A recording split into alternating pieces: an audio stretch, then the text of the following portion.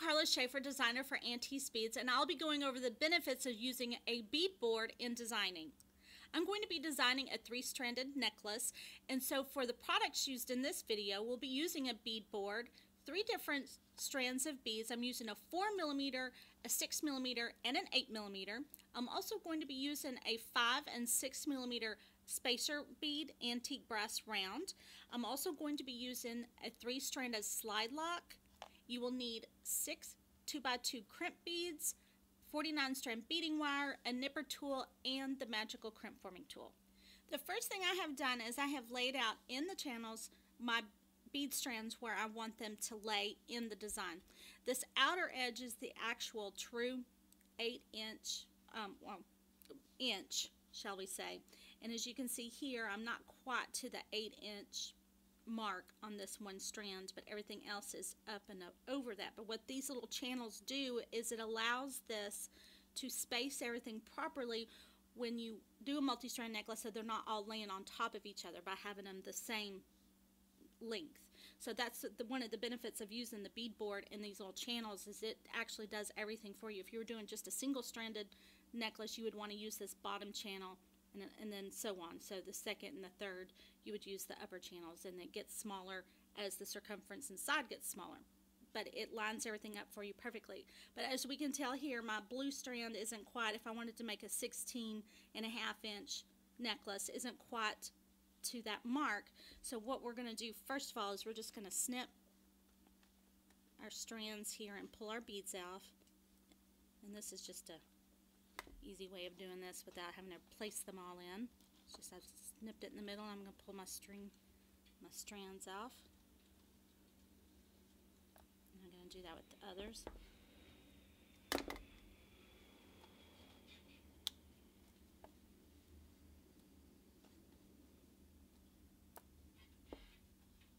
And then you can add spacer beads, or you can take, depending on your design, some of the beads from these other strands to add in to the strands to get the length that you want. I just scattered everything.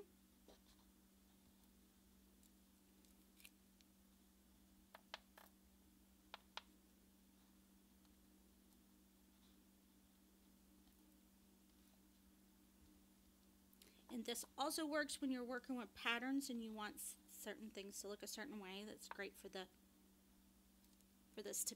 to work your pattern this way, and it keeps everything contained or in a row. Okay, now that I have my beads all out off the strands and they're loose, now I can see and work on my design whether I want to add the antique brass beads or some other kind of spacer bead, or, as I said, take beads away from these strands. If I want I'm going to be using the 3-stranded slide lock. And when I use one of these slide locks, I like to keep them connected so that you don't mix up the strands. But the slide lock just simply pulls apart like this, but if it's pulled apart, it's kind of hard sometimes to figure out what side you're supposed to crimp into.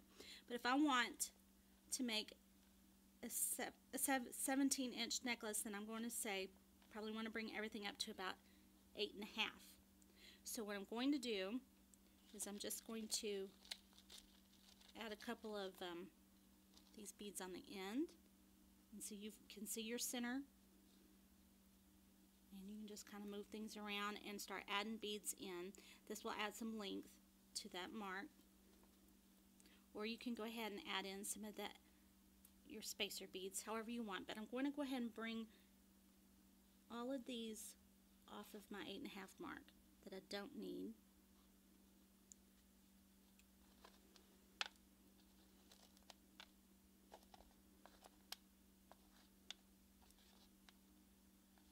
And then for using the slide lock, you also want to use a smaller bead on the end when it goes into the lock so that it doesn't get too bulky.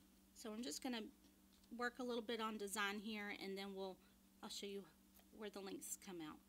Okay, I've added a few of the amber beads from this middle strand into the design down here, and I haven't quite got it to all of it up to 8.5 where I want it.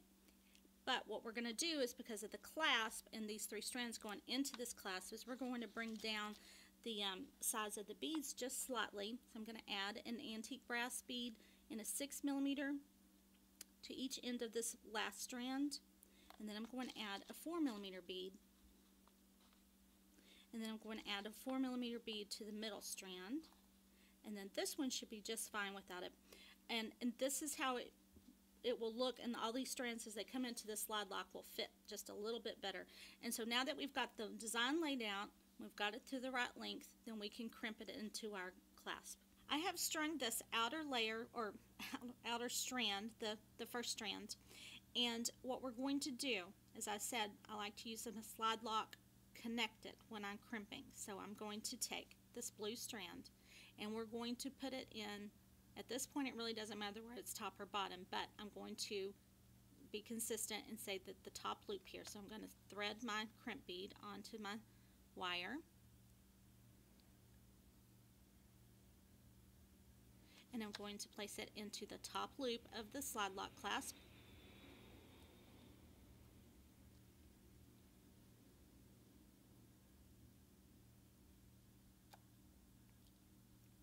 Then I'm going to use the magical crimp forming tool to crimp it. But all we're going to do is I ran the wire back through the crimp, and the most important thing is when you do the other side. That's where I get mixed up if it's not connected properly. So I'm just going to do the crimp.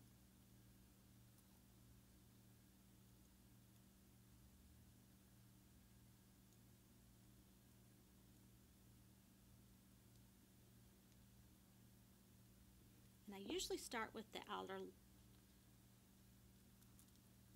strand first. That's just doesn't matter as long as you keep your strands together.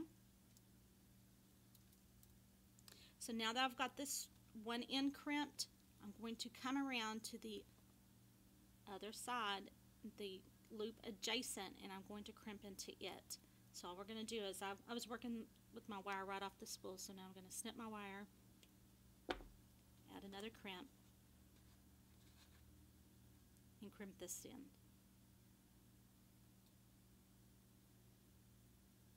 And then we'll crimp the second strand and the third strand as the same manner, but that way you can see how make sure you get them in the right loops.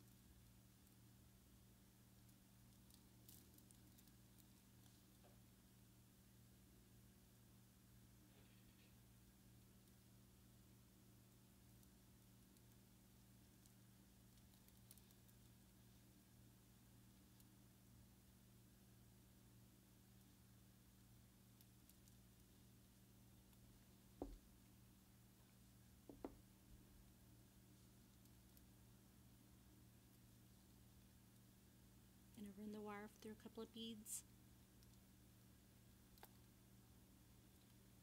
and tighten it.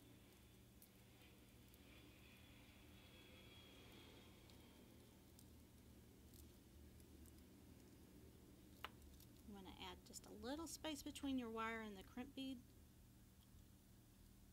Again, crimp this one.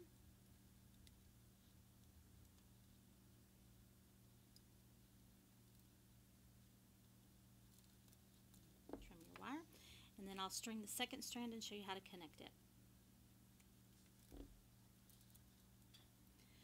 Now that I've got the second strand strung on the bead wire, I've got a crimp bead strung on. I've also got that 5mm antique brass so that everything fits nice and snug up here, but not too crowded, so it kind of layers everything just right. So we're just going to string through the middle hole now that we're on the middle strand, middle loop. I'm just going to string it through clasp, back through the crimp bead,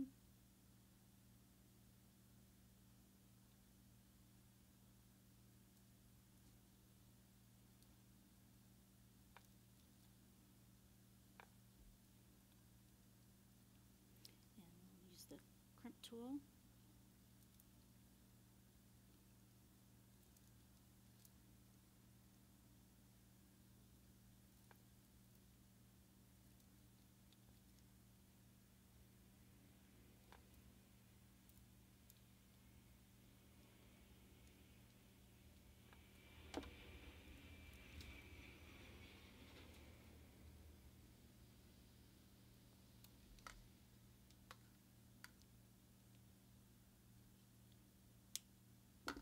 Then we're going to bring the strand all back down to the crimp, and I'm just going to simply bring it over.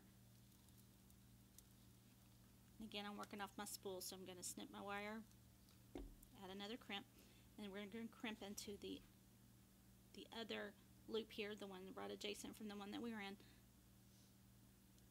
so that we make sure we have the right position and then the right length. And then we'll string the third strand. Now that I have this, I have strung the third strand. I've already crimped it into the last loop. Then all we got to do now is come over to this other loop here. And the whole idea of keeping this together is so that you can see each of your loops and how they're supposed to line up, your strands are supposed to go. So this is how we can use the slide lock and how you can use the beadboard to help you with your design. Now this strand, since it was a 4mm, I didn't add anything extra to the end of it to make it fit into the clasp. However, I'm having a hard time getting that wire to feed back through the small beads, so we're just going to crimp and then cut our wire close to the crimp.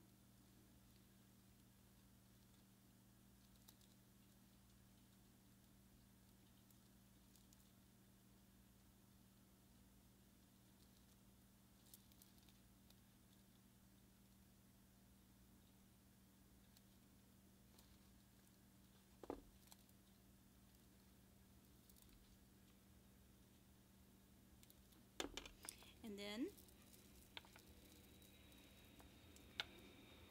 you'll have your finished piece with all of your strands and how nice they fit up on the clasp here. And then when again, the slide lock just pulls apart. You just pull one end or the other, and then you can wear it. But now you know how to use the beadboard and a stranded slide lock.